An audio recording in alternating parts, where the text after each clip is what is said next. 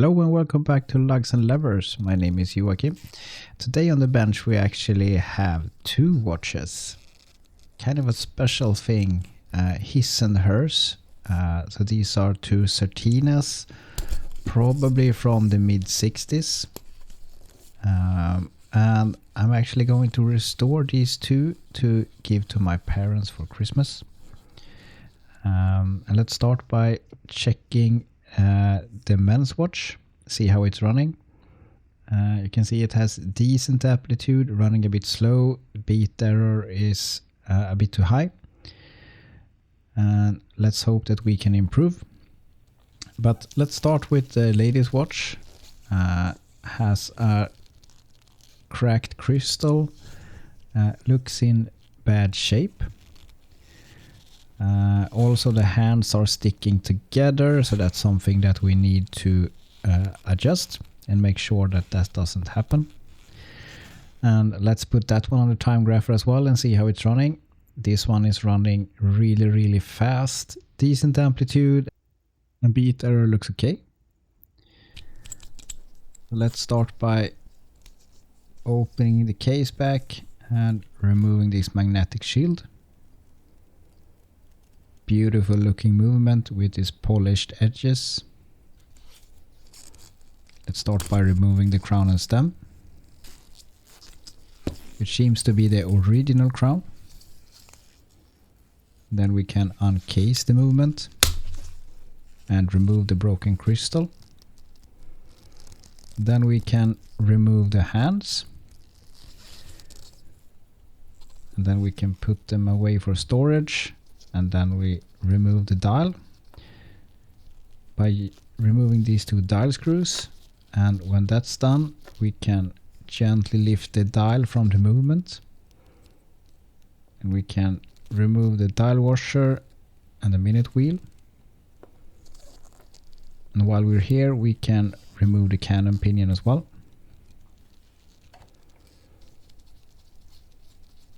Then we'll continue with the keyless works. This movement has this big cover plate here as well. Start by removing that and the intermediate wheel and the minute wheel if it wants to come away. Then we are removing the setting lever spring. Then we have the yoke spring. And then we can remove the rest of the keyless works. Then let's power down the movement, so holding away the click. And then we can remove the balance.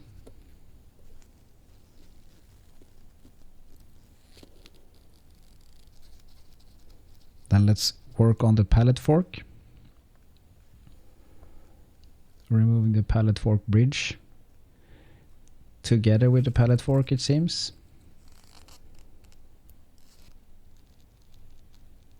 So some gunk on those pivots. And then let's remove the train wheel bridge. This is held in place with these 3 screws. Then we can gently lift the bridge. Gently.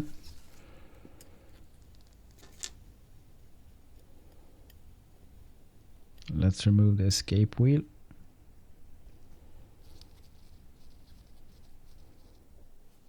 Then we remove the ratchet wheel. Sorry, the crown wheel. Then we remove the ratchet wheel.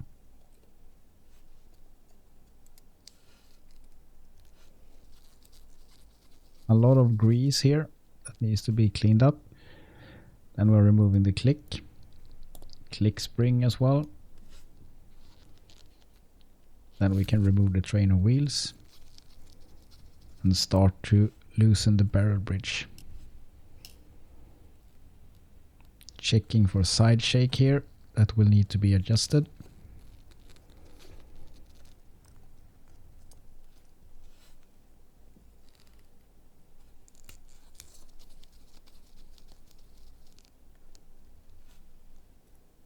And then we have this extra bridge here for the center wheel. And remove the barrel. and the center wheel as well. Let's open up the barrel.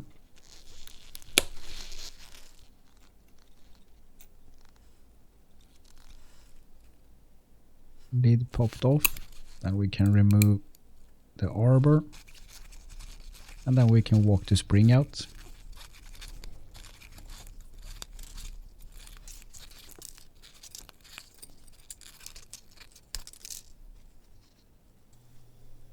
And for this movement we have cap jewels for the escape wheel. With this small setting that you need to turn. Then you can lift it using a piece of Rodico to pick it up.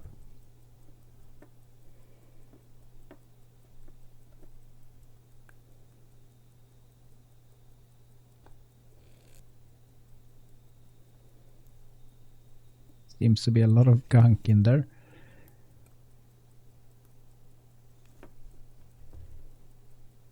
Then we open up the shock setting on the main plate.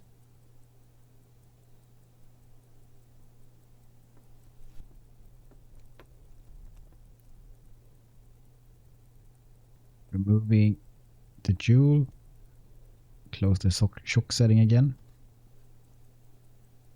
Then it's time for cleaning.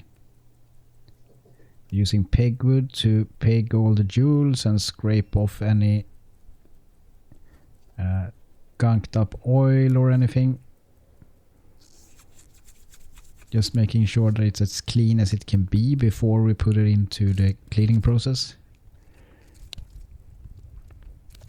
And using some Rodico in between to pick up any loose debris.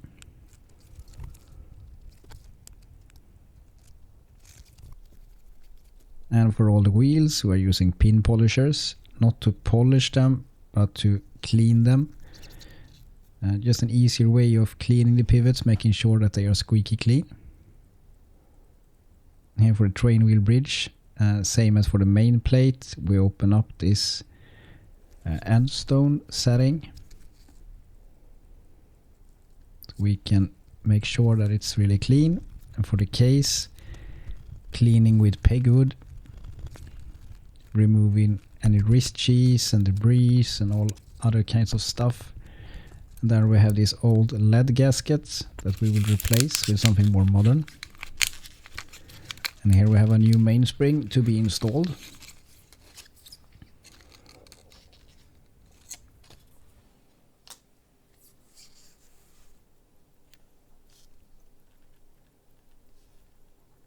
As you can see, the center of the barrel is a bit worn, but I hope it will be okay.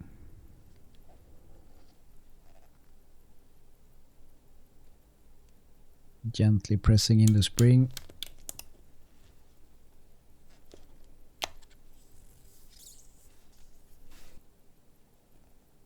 Then we place the arbor.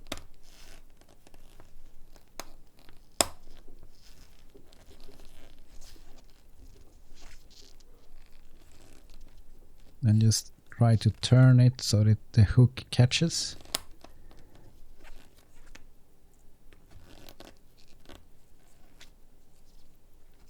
Go.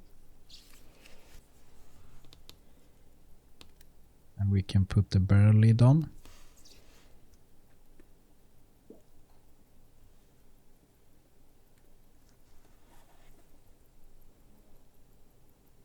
Then we can use this tool to close the barrel.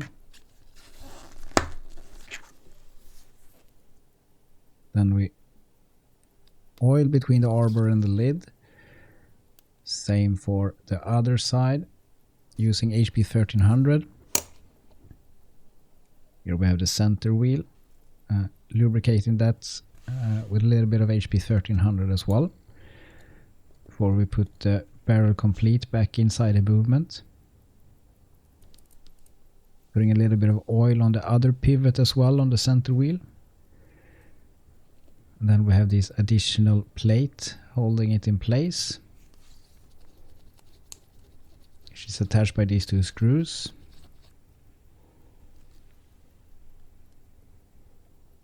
And we have the setting lever screw. Before we put on the barrel bridge as well. And we're rechecking the side shake. Then we will adjust it. Unfortunately, I didn't get that on camera, but here we are, adjusted, looks much better. Then we can pack back the screws for the barrel bridge.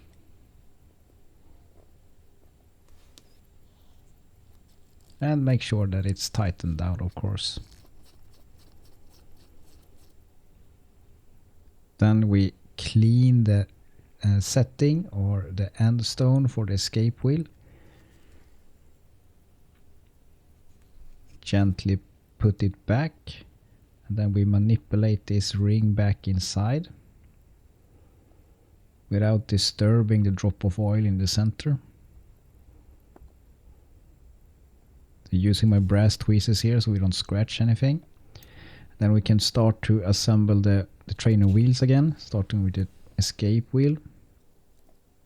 Then we have the third wheel. Then we have the fourth wheel, which is this has this pinion for the second hand. And then we have the wheel bridge.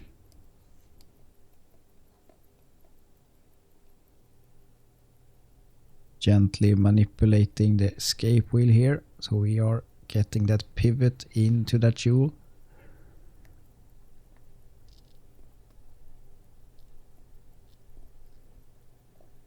And we can place the screws for this bridge as well.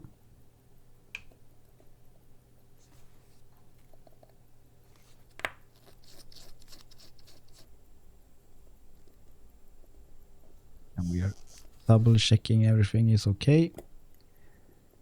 And we continue with the click spring. Then we have the ratchet wheel. The screw for the ratchet wheel.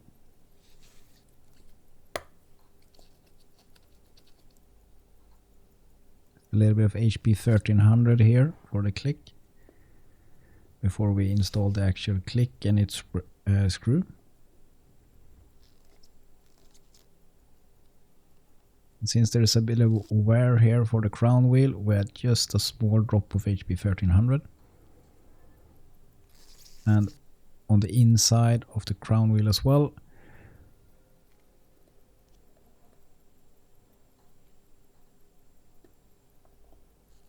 And let's tighten the screws.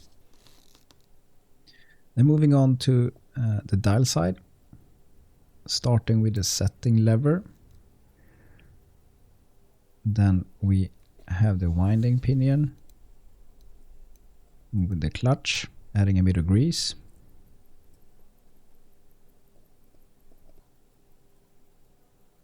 Then we add some grease to the pivot and also to the clutch. Then we have the yoke.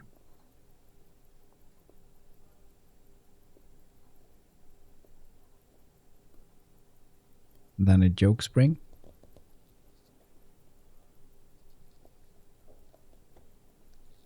Gently trying to manipulate in place.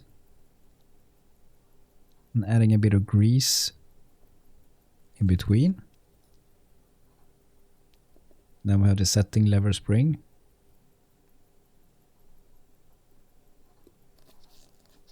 Tightening it not fully before we place the setting lever back, and then we can tighten the screw fully. Adding a little bit of grease on the contact points. Then let's check the function.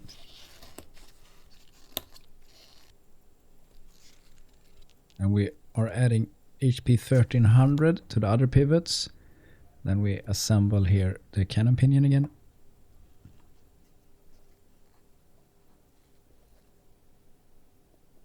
They have the intermediate wheel and the minute wheel.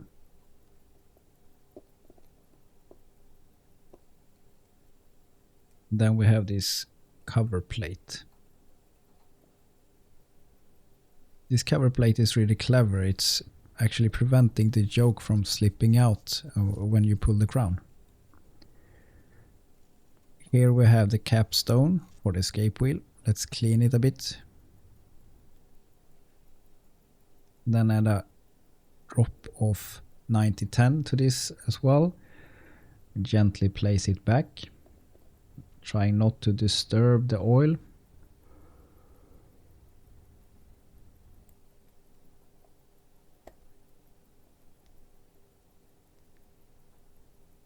Gently turning it back into locked position. Then we move our attention to the pallet fork, cleaning the jewels, and then placing it into some essence of Renata.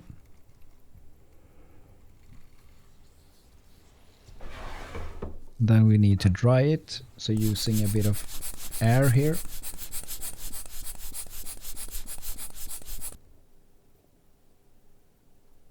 Then we can place the pallet fork into the movement.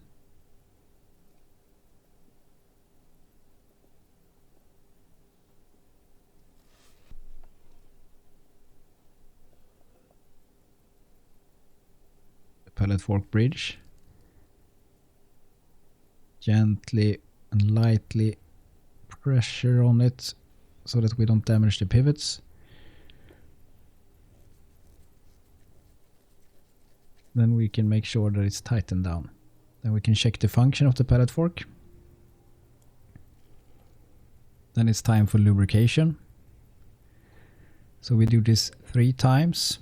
So touching the face and then stepping 5 times. And we do that procedure 3 times so that we lubricate all the teeth of the escape wheel.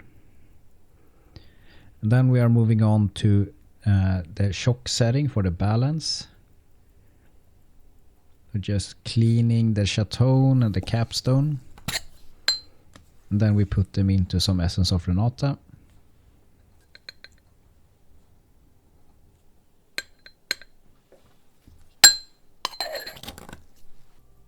And when they are clean, we can put a drop of oil here using 90-10.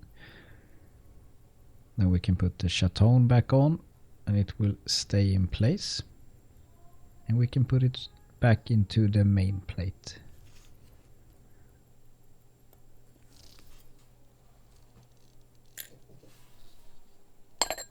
And let's clean the balance. This one goes in essence of Renata as well.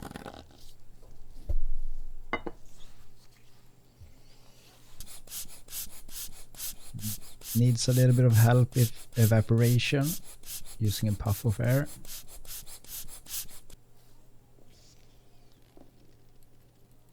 Then we can place the balance back into the movement and let's see if we have a running watch.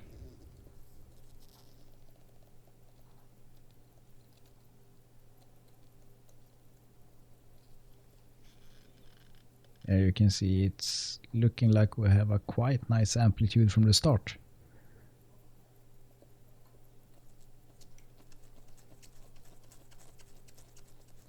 Just make sure that it's tightened down.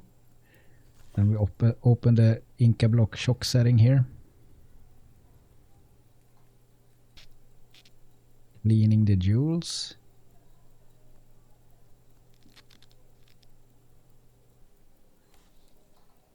And again in some essence of Renata.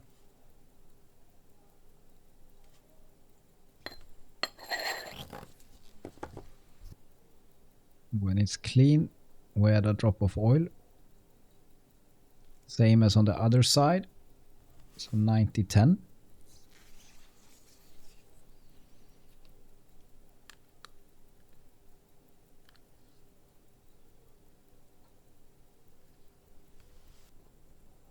Then we can place it back onto the balance.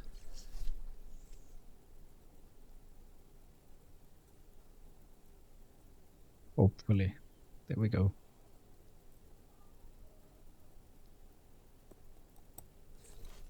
And before we put it on the timegrapher, let's oil all the other pivots.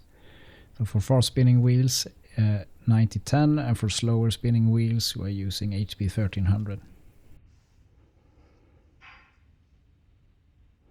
And as you can see, we have a really good amplitude. Actually a bit too high amplitude because this watch is actually rebanking.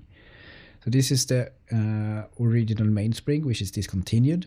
And this is the one I ordered. As you can see, it's slightly thicker, 0.085. And that's causing us to get a bit of too high amplitude. So we actually needed to reorder a new mainspring and replace it with a slightly thinner one instead.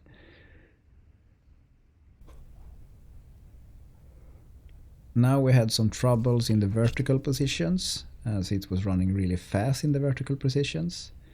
And that was due to this regulator pin actually being a little bit too tight. So we need to adjust that so it's just the right spacing in between. Now that we have a running movement, we can clean the dial. Suspect that most of this is just old gunk and debris. But we should be a bit careful here, since there is a chance that that's actually radium on the dial and on the hands. And since this is a very small crystal, I'm using my crystal lift to install it instead of my crystal press.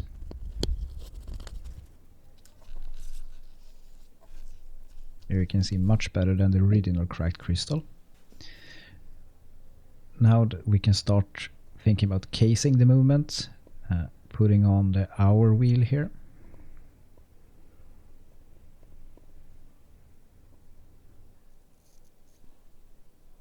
And I didn't have a dial washer that was new that fit, so I needed to reuse the old one.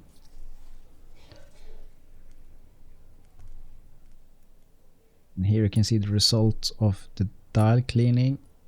I'm really happy with this result. Looks almost in pristine condition. Then we can put back the dial screws.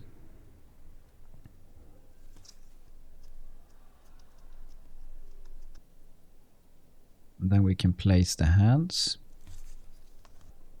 Starting of course with our hand. Pressing it in place, then we have the minute hand. First we align it as close as possible. And then we can press it in place. Then after some checking, then we can also place the seconds hand. And we need to be careful with the checking here so we don't end up in the same situation as we were before, where the hands got stuck together. And as you can see, the case got a light polish as well.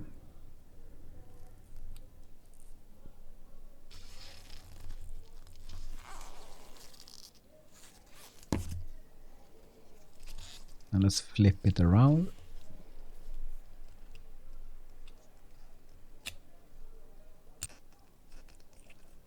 And we can install the crown.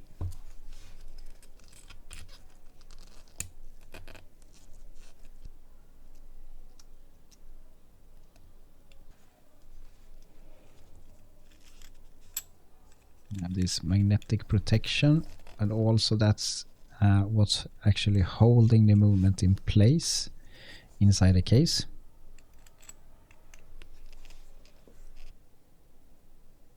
Just measure for a new gasket. There we have it. Really nice looking watch. And if you look closely, you can see that the seconds hands is stuttering. So we need to adjust that and make sure that it's pressed in correctly.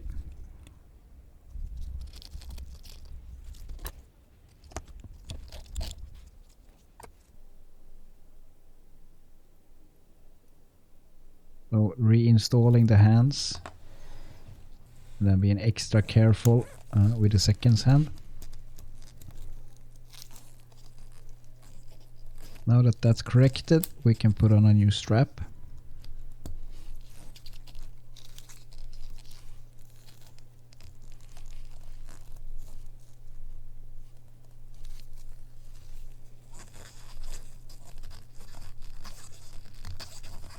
Then for final results, we'll have to wait until we're ready with the second watch as well. So, starting with the men's watch, opening the case back.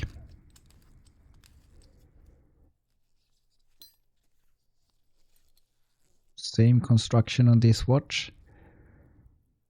And the movement is actually looking exactly the same, just larger. Same beautiful finishing with the highly polished edges. And the only real difference here is that we have a setting lever that's spring loaded instead of a screw. Beautiful looking dial, and as you can see there's some marks on the dial roughly at 2 o'clock that could indicate that this is a radium dial, so we have to be extra careful. So removing the hands first.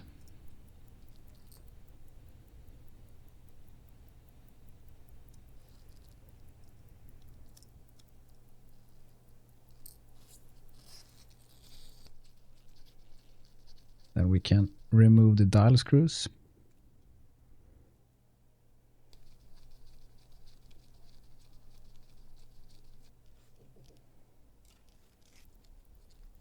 Then we can gently lift the dial.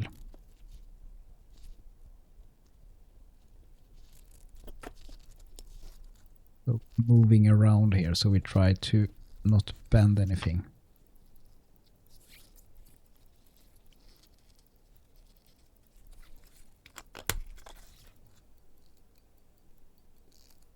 Then we can remove the dial washer and minute wheel. You can see a lot of dirt inside this movement. So letting the power down. I'm letting the crown slip between my fingers while I hold the click away. And let's start by removing the balance.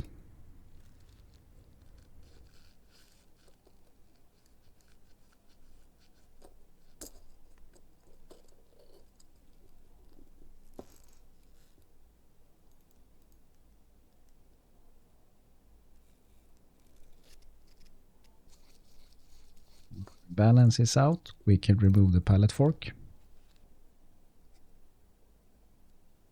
Ridge is really stuck. I had to resort to my screwdriver here. Same thing here. Pallet fork comes with the pallet cock.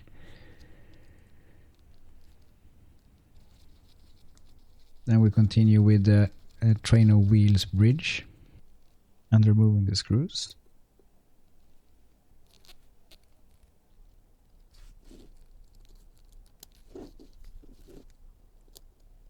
Let's see if we can get the bridge itself off.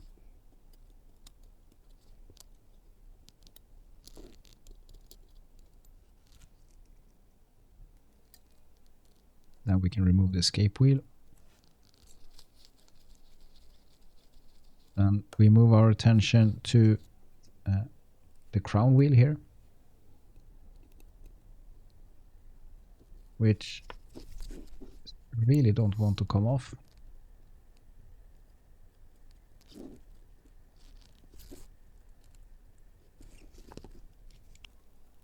Let's continue with the ratchet wheel instead.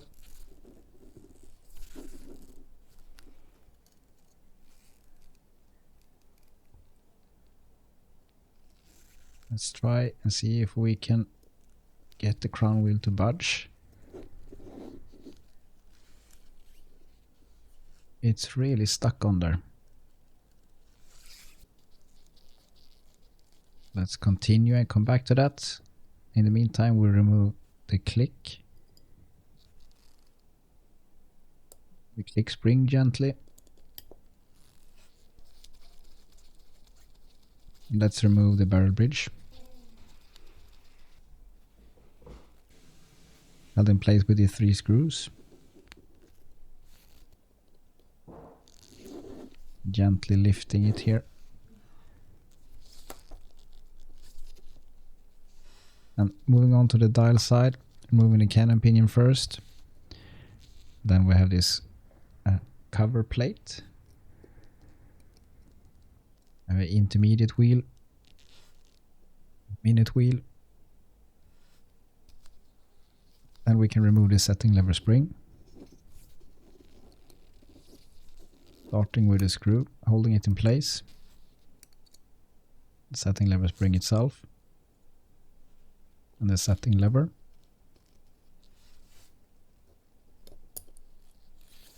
Then we have the yoke spring and the yoke. Winding pinion, the clutch. The same for this movement. We have these capstones on the escape wheel. Let's remove those before cleaning. Same for the shock setting for the balance.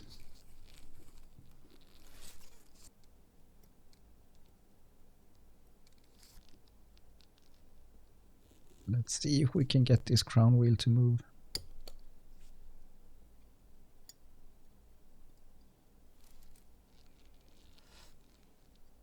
Let's continue with the rest of the train instead.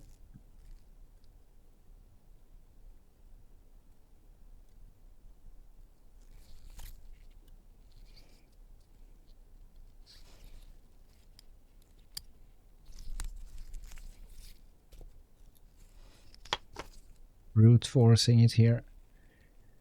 You can see a lot of gunk. Question is if that's enough to hold it that firmly. We give it a clean and come back to that. Can remove the barrel. And then we have this additional bridge holding the center wheel in place.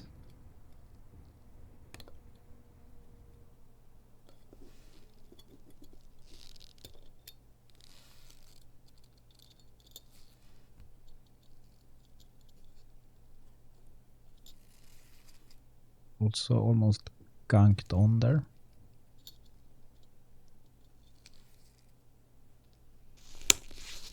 And let's open the barrel, have a look at the mainspring.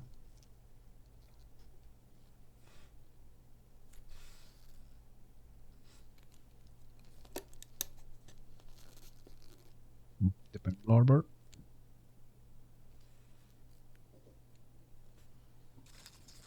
I can walk the mainspring out of the barrel. Fortunately, it's a little bit out of frame. There we have it. It's a little bit deformed, so we need to replace that.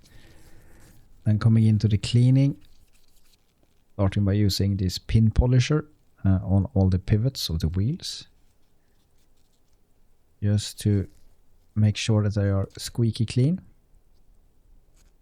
And then for all the jewels in the main plate and the bridges, we're using pegwood and we're pegging the jewels. And also using Rodico to remove any loose debris. This is to clean away any old oil that's dried up.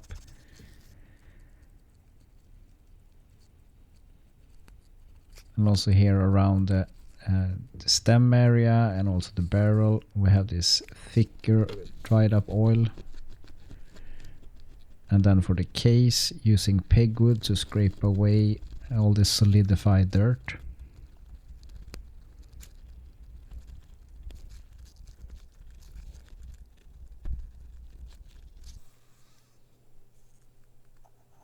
Then we have a new mainspring.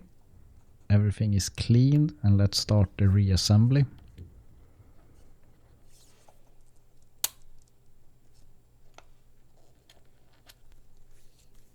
Pressing it into the barrel. And we can assemble the barrel arbor.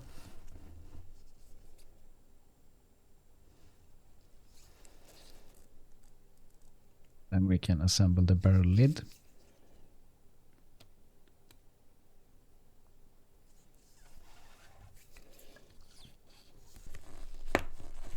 And then we can press it sealed. And using HP 1300 here on both sides of the barrel. The same goes for the center wheel.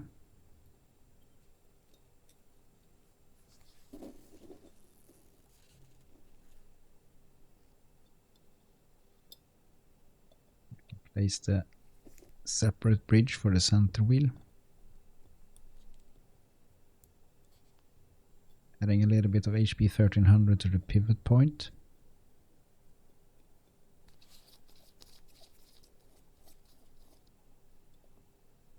And we can add back this separate jewel,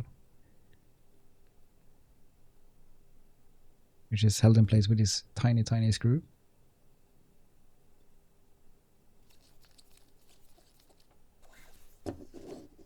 And place back the barrel into the movement.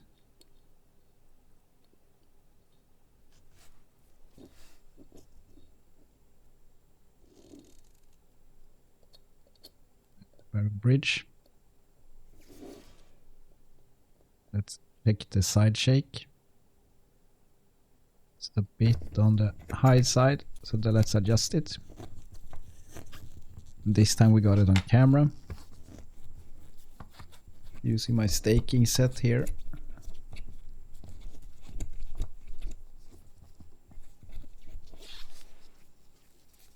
Making sure that it's aligned with the two stakes. Using two domed punches or stakes here. So that we are moving some material inside. And gently tap it a few times.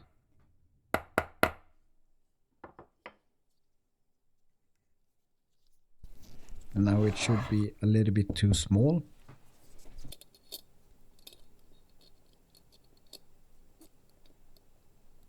As you can see, it doesn't fit onto the arbor. Then we can use our smoothing broach to push the material away and make the hole slightly larger until it's just right. And then we can place back the screws for the barrel bridge.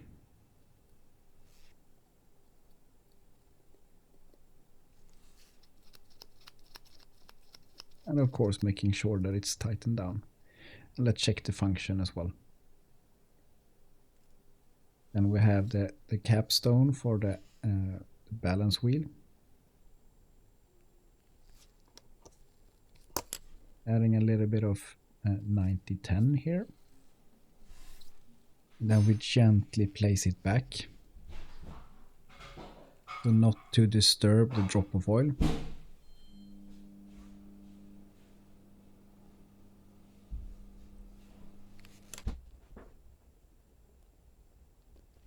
And then we can turn this setting back.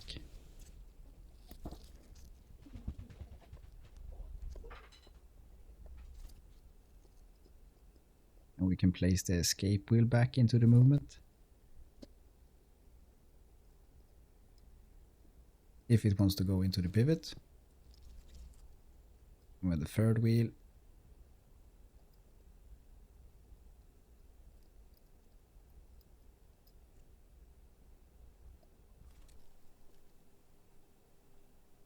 For the fourth wheel, adding a little bit of 9010 to the pivot point, since this is one of the fast spinning wheels where the second hand is attached.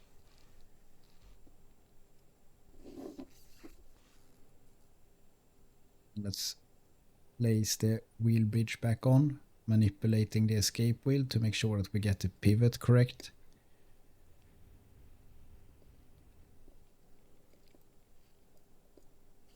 We can place back the 3 screws holding this bridge in place.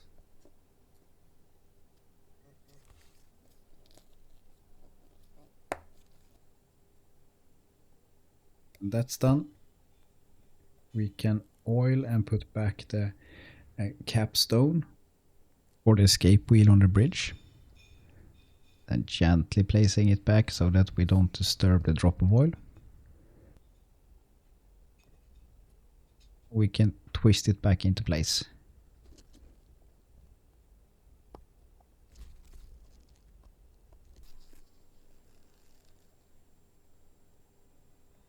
I'm adding some lubrication to the barrel between the barrel arbor and the barrel bridge, removing the excess.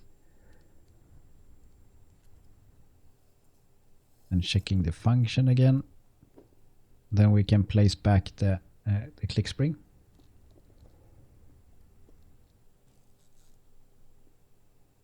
And we have the ratchet wheel.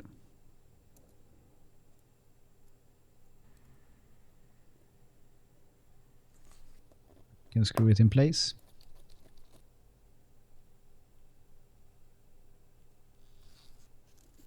Now we have the click.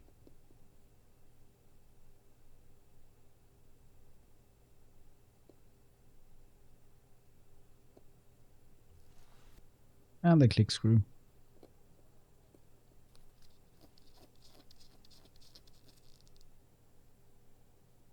Since we have a bit of wear, let's add a small drops of oil here.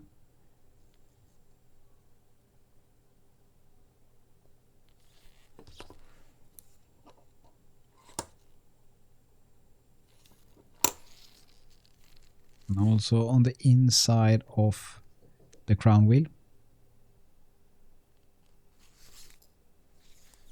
Now let's see if we can get the crown wheel center to fit.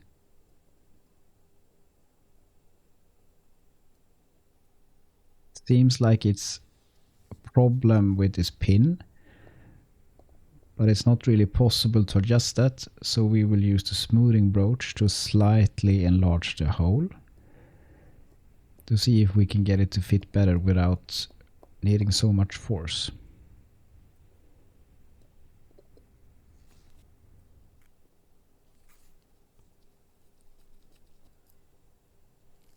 Then let's move on to the keyless works, adding some grease here to the winding pinion.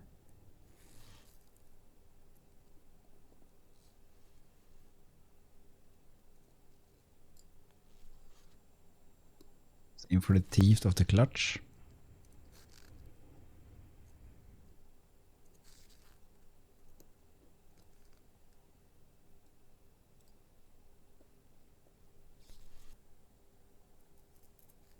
And for the setting lever.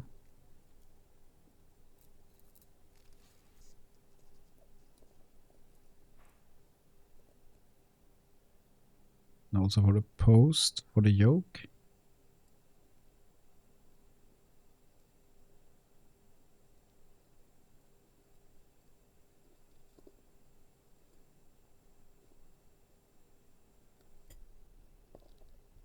Now we can place the yoke spring back.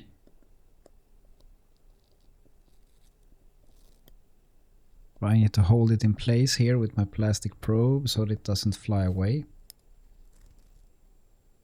can see the yoke actually lifts and the spring gets stuck under it. See if we can get it right. There we go. A little bit of grease on the contact point.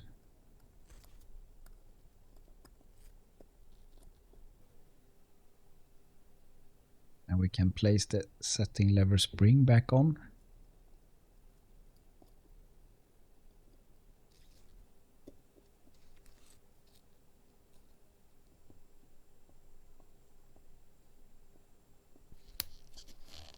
We can check the function.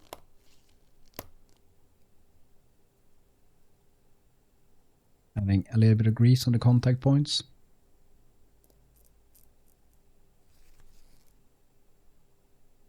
And removing any excess.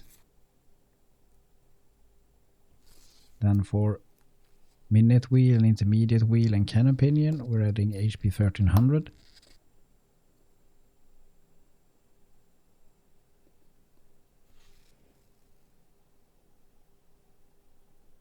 Then we can place this additional plate back on, which is also providing the spring force for the setting lever.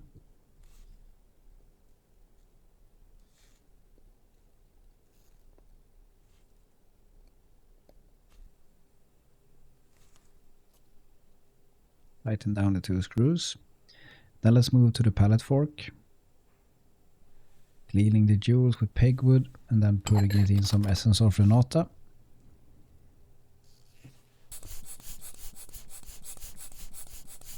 When it's all clean and dry, we can place it back into the movement.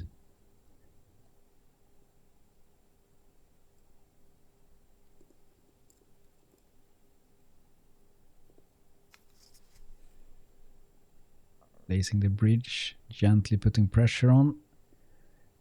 Ensure that the pivot is aligned before we put back the screw. Checking the function of the pallet fork.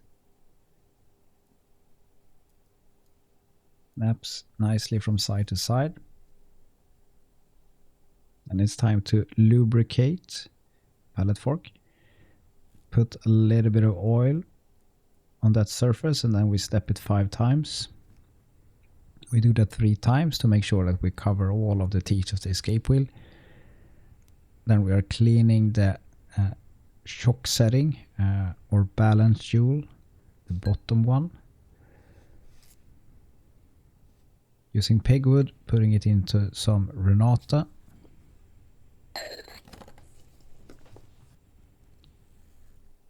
When it's all cleaned, we can put a drop of oil in the center. Place the chaton on top to lift it. Then we can place it back onto the main plate.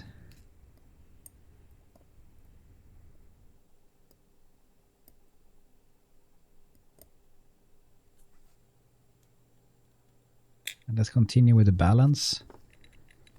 Soaking it into some Renata first.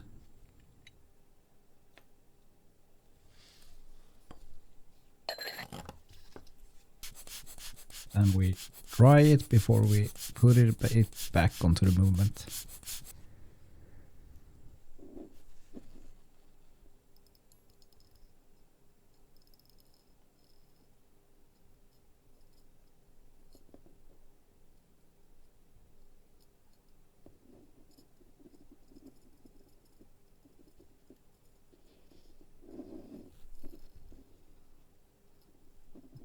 We can get this balance installed.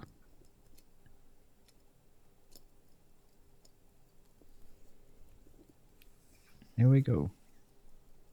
Looks like good amplitude here as well. Place back the screw for the balance.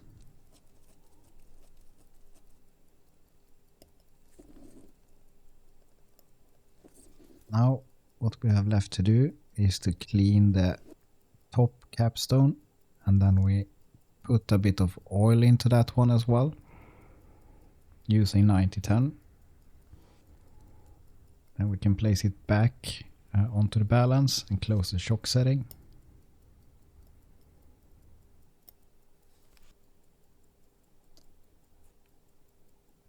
Putting some oil on the different wheels here. Let's check how the movement is running. Very high amplitude. Beat error is same as before service, so that needs to be adjusted. But also here this movement started to overbank within 24/7, or rebank actually. So we needed to order a new thinner mainspring and replace it. And here we can see we are turning the collet to adjust the beat error.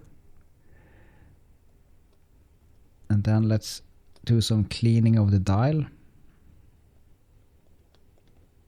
Placing it on this dial holder here. And then we can just clean, picking up some loose debris using Rodico. And always use a fresh piece of Rodico so it hasn't picked up any oils from your fingers or skin or anything. Otherwise it can leave some traces. Then we have a new crystal. Installing it here using my crystal press. So squeezing it together, and then we can basically press it on to the case from the bottom.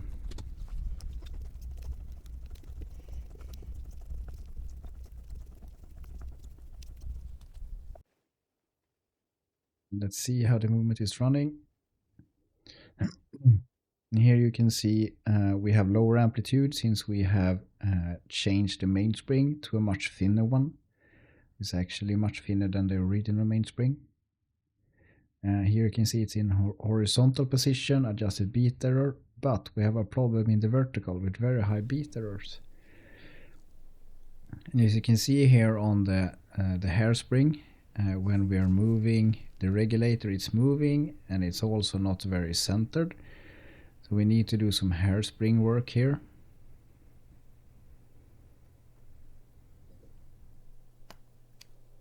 So opening the boot here, and then we can loosen this screw so that we can remove the stud. Then we are manipulating the curve, or the final two curves here of the hairspring. So using some tweezers to hold it and an old oiler to gently massage it until we get it right. And this was a process of a couple of hours, so it's not as quick as you can see in the video. And also shout out to the guys at Watch Repair Talk for identifying the problem and helping me to figure out the solution to this, and actually pointing where to change the curve of the hairspring.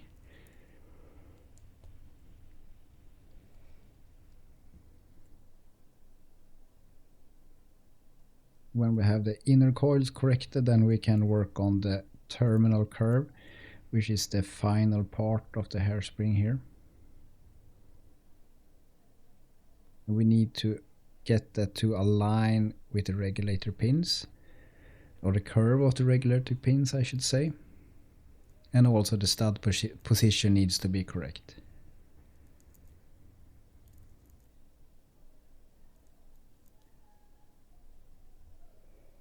We are working with very small parts here.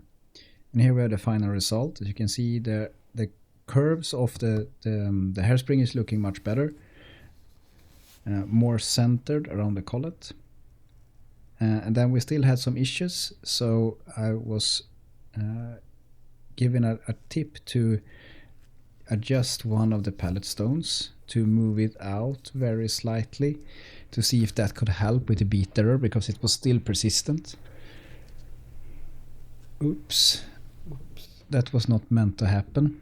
I would just to move it slightly and then reheat the shellac. But now we need to place it back, and we would like to place it in the correct position, so slightly moved from the original position.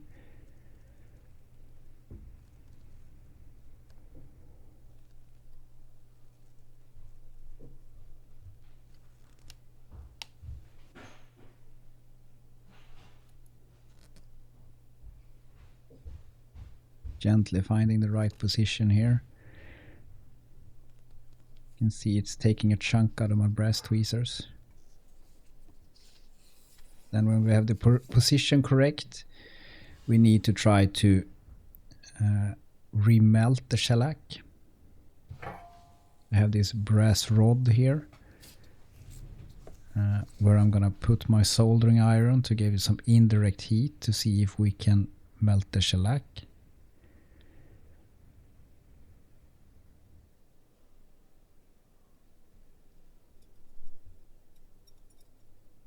But switching it up since it didn't work, so basically holding here the pallet towards the soldering iron directly.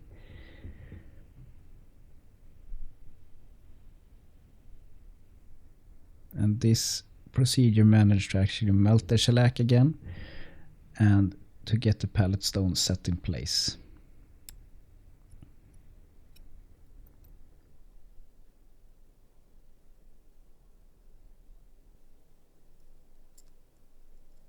Then when everything is cleaned again, we can place the pallet fork back into the movement.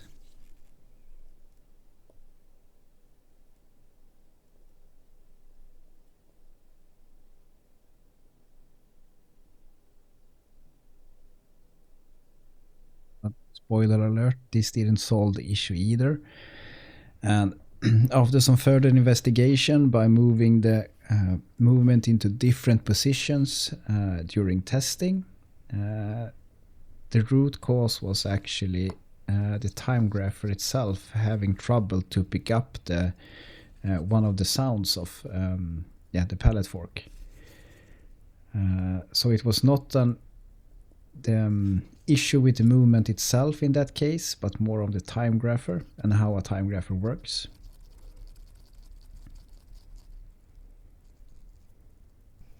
But the movement itself is running, it's keeping time, and now we can continue the final assembly.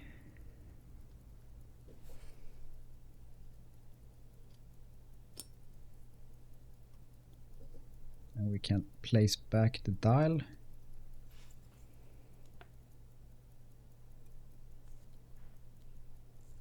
Putting back the 2 dial screws.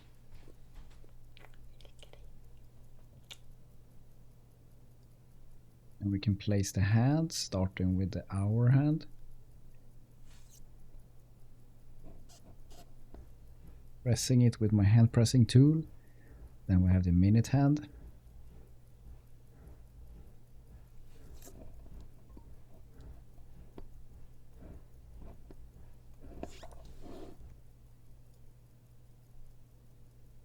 And finally, after some checking, we can install the seconds hands as well.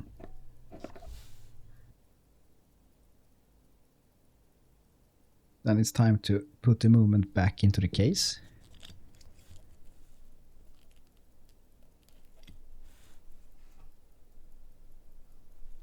Making sure there's no speck of dust inside.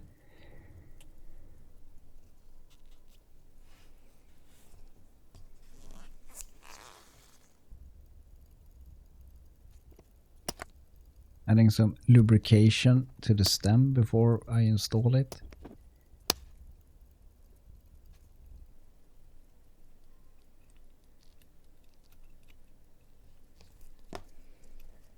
You can maybe see it here in the footage. The balance is spinning, but not as vigorously as before. So the amplitude is a bit lower, but still over 240, but not close to 270.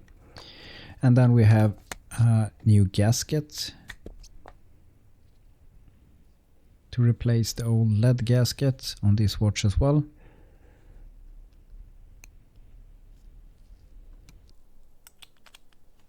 We can put back the case back.